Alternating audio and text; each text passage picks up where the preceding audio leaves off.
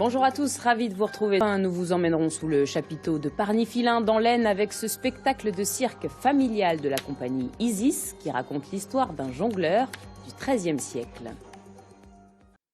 En cette période de Noël, de vacances de Noël, les animations à destination du jeune public se multiplient. À Parny-Filin, dans l'Aisne, la compagnie Isis propose un spectacle de cirque sous son chapiteau.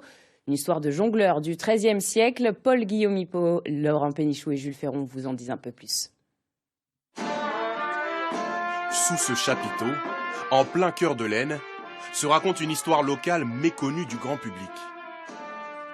Il y aurait un jongleur qui irait de Soissons à Saint-Quentin, de Villers-Cotterêts à Château-Thierry. Cet homme, c'est Joe le jongleur, un trouvère du XIIIe siècle, enterré sous la cathédrale de Laon depuis 800 ans. Chaque année, cette compagnie de cirque monte un spectacle de Noël inédit. Pour ces fêtes, c'est donc le personnage de Joe que les spectateurs peuvent découvrir.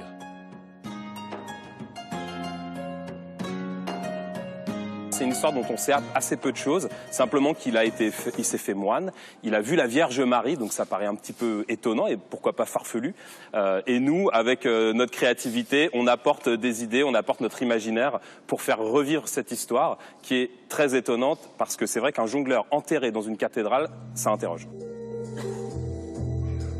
Et ce spectacle créé en seulement 15 jours ne se contente pas du jonglage. On y retrouve une multitude de numéros. Certains nous font tourner la tête.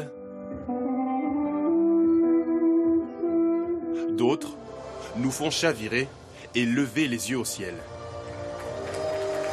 Après, on essaye aussi de faire quelque chose qui ne soit pas cliché du spectacle de Noël.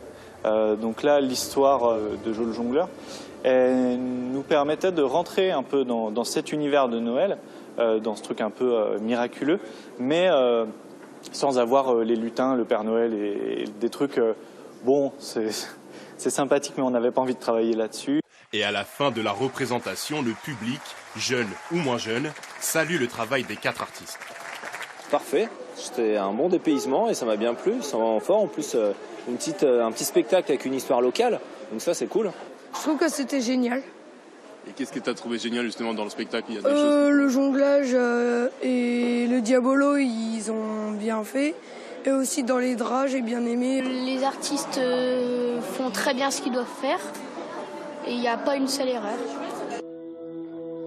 La troupe fera même des heures supplémentaires.